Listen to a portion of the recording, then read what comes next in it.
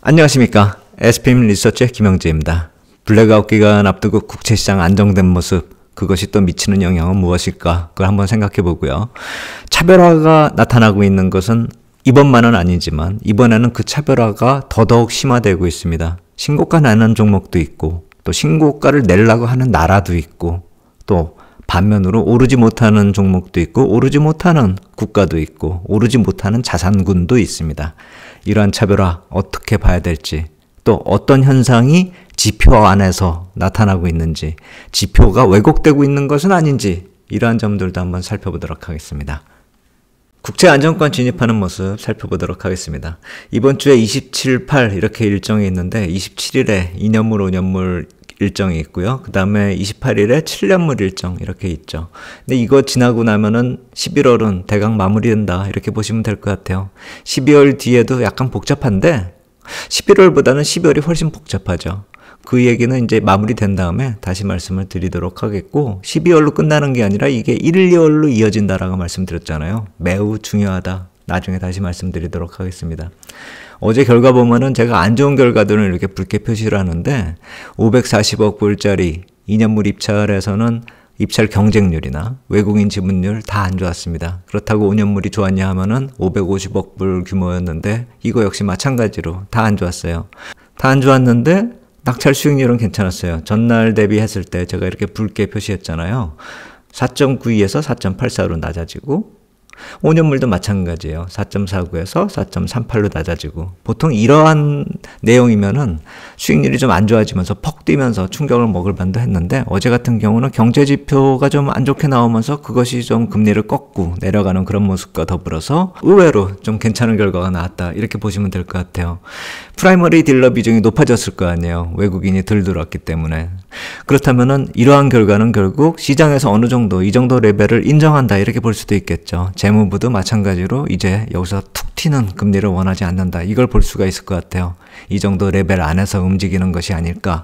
우리가 그 레벨을 어디서 보냐면은 4.37에서 4.57 단기적으로, 그리고 만약에 모멘텀이 좀 발생이 되면 4.77까지도 볼 수가 있겠지만, 단기적으로 놓고 보면은 4.37에서 4.57 정도는 시장에서 어느 정도 원하는, 서로가 다 원하는 그런 레벨이란 것이 어제 입찰 결과로 미뤄 짐작할 수 있다 이렇게 볼 수 있겠습니다.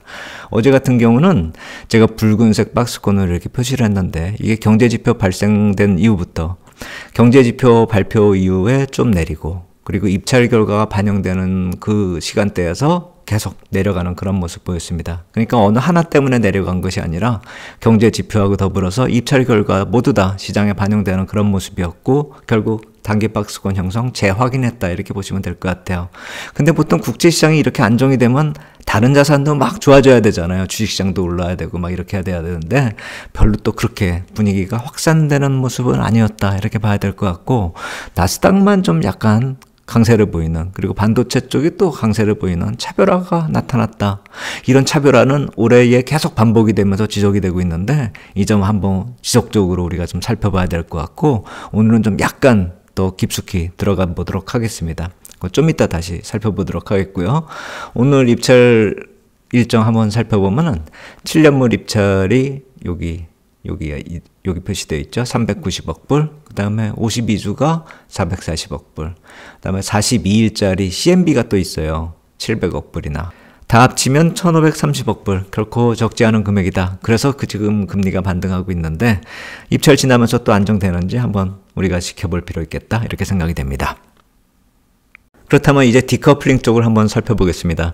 어제도 그랬지만 보통 국채시장이 안정이 되고요. 그리고 금리가 또 안정이 되면은 다른 자산시장 쪽으로 긍정적인 영향을 미치고 그게 좀 확산되는 그런 분위기가 나타났었는데, 최근에는 그런 분위기가 이렇게 많이 확산되는 그런 모습이 아닙니다. 디커플링도 나타나고, 또 디커플링이 업종 내에서만 나타나는 게 아니라 여러 국가들 사이에서도 나타나고 있다라고 아까 말씀드렸잖아요. 그 점 먼저 한번 살펴보도록 하겠습니다. 이게 팬데믹 이후에 코스피하고요, 나스닥하고 나스닥 100, 그리고 홍콩 H지수 이렇게 좀 비교를 해봤습니다. 홍콩 H지수는 제일 안 좋아요. 이게 보면은. 그리고 코스피 같은 경우 노란색으로 표시했는데 이렇게 쭉 같이 가다가 보통 이 일국면으로 볼 수 있는 팬데믹 저점 2020년 3월에 저점 형성한 이후에 2021년 3월까지 한 1차적으로 이렇게 회복하는 모습, 이걸 첫 번째 국면으로 볼 수가 있죠. 그리고 두 번째 국면은 다 이렇게 조정을 보였어요. 어느 한 나라만 보인 게 아니라 나스닥도 그렇고 코스피도 그렇고 뭐 홍콩 H지수도 그렇고 다 이렇게 좀 안 좋았습니다. 그리고 나서 2022년 잭슨홀 미팅 지나면서 10월에 저점 만들고 미국의 상승 랠리가 본격화되면서 다른 시장들을 다 이끌어가는 듯 하다가 코스피가 박스권으로 그냥 멈춰버리죠. 그리고 홍콩 H지수 같은 경우는 하락세로 계속 진행이 되는 그런 모습 보이고 있습니다.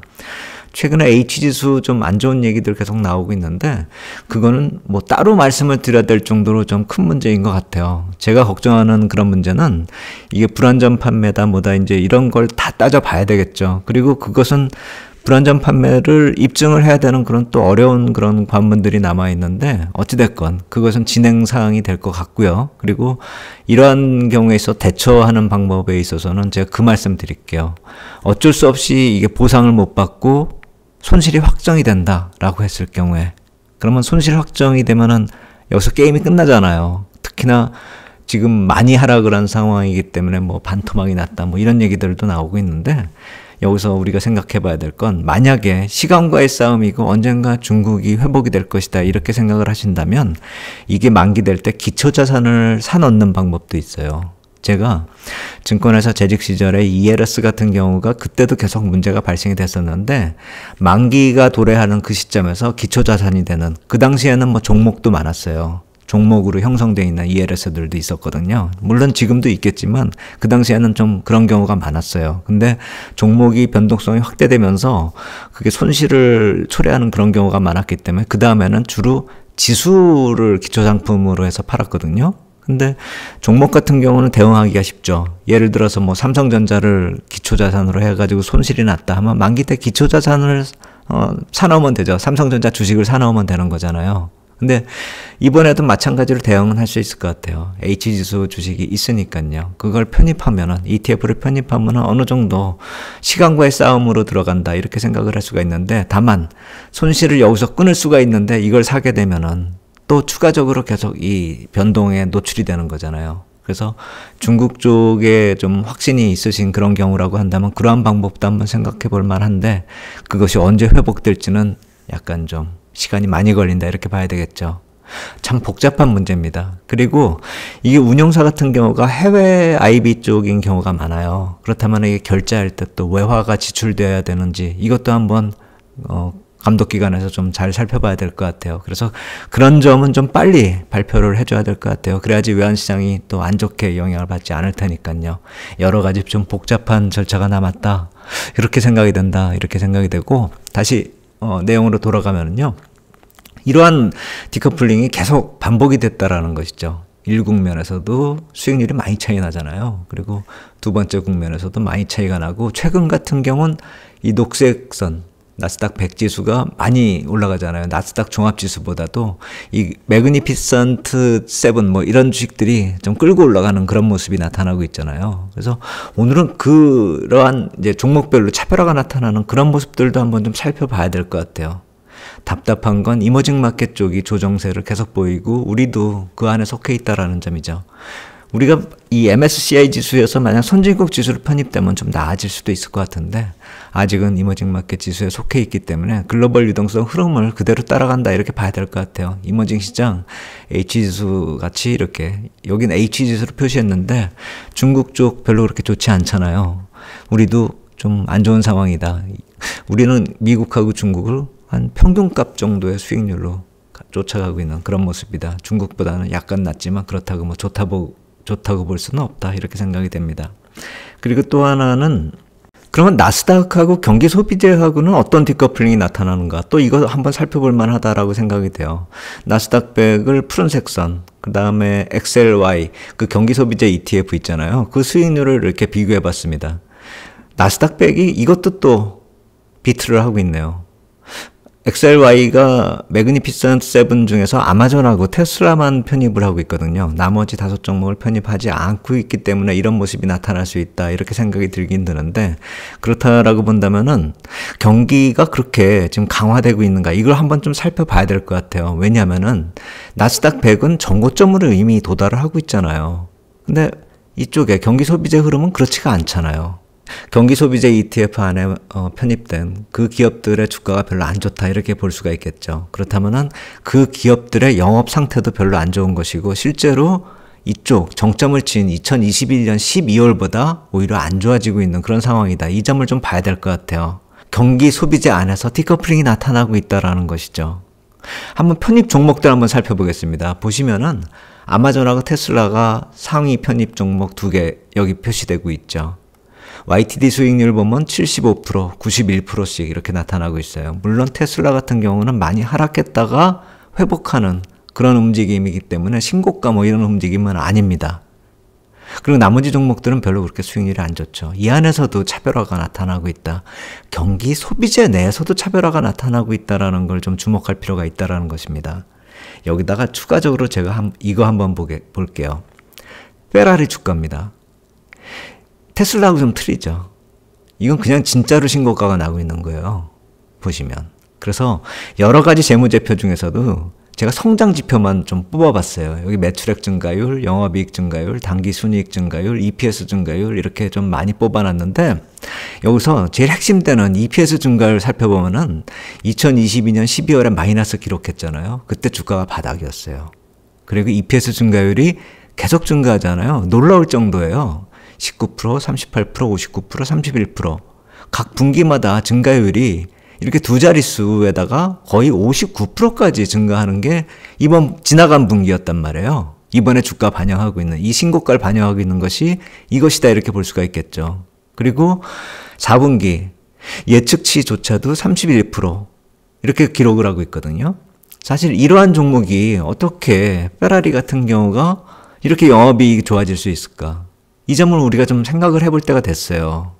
이것이 실질적인 그런 디커플링의 핵심이 아닌가, 전 그렇게 생각이 되는 거죠. 이 대목에서 리치몬드 패드 쪽에서 내놓은 자료 한번 다시 생각해 볼 때가 됐다, 이렇게 생각이 됩니다. 이게 7월 후반 정도에 나온 자료인데, 이제 조만간 가계지출 지표가 또 나올 텐데, 그렇다면은 다시 업데이트가 되지 않을까라고 생각이 되는데, 그 당시 나왔었던 자료 보면은 이 가계지출에서 경기 소비재 지출이 강화되고 있는 그 배경에 럭셔리 소비 제품하고 서비스 비중이 적지 않다라는 거예요. 여기 보시면은 이 푸른색 선이 경기 소비재 쪽의 지출을 이렇게 나타나는 것이고, 점선이 럭셔리 제품의 지출을 나타내는데, 동반돼 가지고 경기 소비재 지출이 강화되고 있는 모습이 나타나고 있잖아요. 근데 이 럭셔리 지출이 올라가다가 여기 스톱돼가지고 하향하는 그 모습을 보고, 고소득 가구가 주도를 하고 있는데 나머지 계층에서 이탈하게 된다라고 한다면 이게 지속적으로 올라갈 수가 없다라는 걸 뜻하는 것이죠. 그래서 아까 말씀드린 저런 차별화,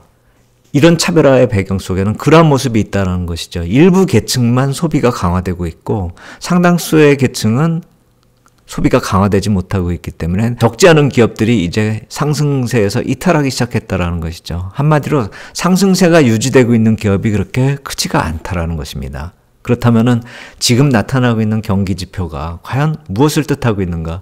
일부 계층이 일부 기업 쪽으로 소비를 하고, 일부 기업만이 수익이 나고 그래서 이익이 증가하는 그런 모습으로 지표가 왜곡되고 있는 것은 아닌가? 이것도 한번 좀 살펴볼 필요가 됐다, 이 생각이 듭니다.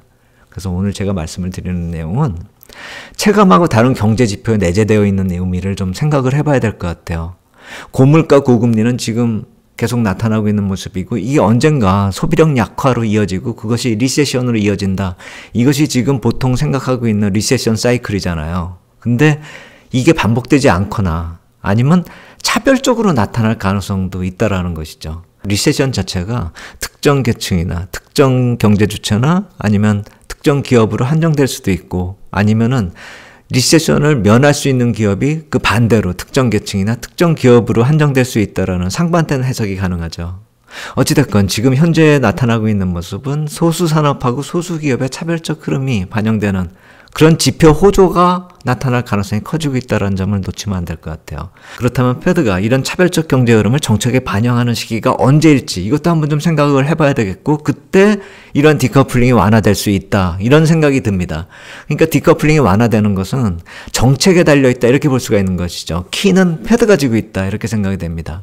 만약에 그런 것이 아니라고 한다면, 그런 경제의 흐름을 반영하는 그런 정책이 나타나지 않는다면 디커플링이 앞으로도 반복되면서 더 강화될 수 있다는 점을 우리가 놓치면 안 될 것 같아요. 이것은 시황을 보는 데도 있어서도 중요할 것이고, 어떤 기업을 선택하느냐에 있어서도 상당히 중요한 의미가 될 것이다 이렇게 생각이 됩니다. 시황을 봤을 때 부정적으로 보느냐 긍정적으로 보느냐에 있어서 또 하나의 팩트가 달라질 수가 있다는 점이죠. 이것은 이번 FOMC 회의에서도 어떠한 결과가 나타나는지, 이러한 내용을 포함하고 있는지 우리가 또 점검을 해야 될 포인트 중에 하나다 이렇게 생각이 됩니다. 오늘 여기까지 하도록 하겠습니다. 감사합니다.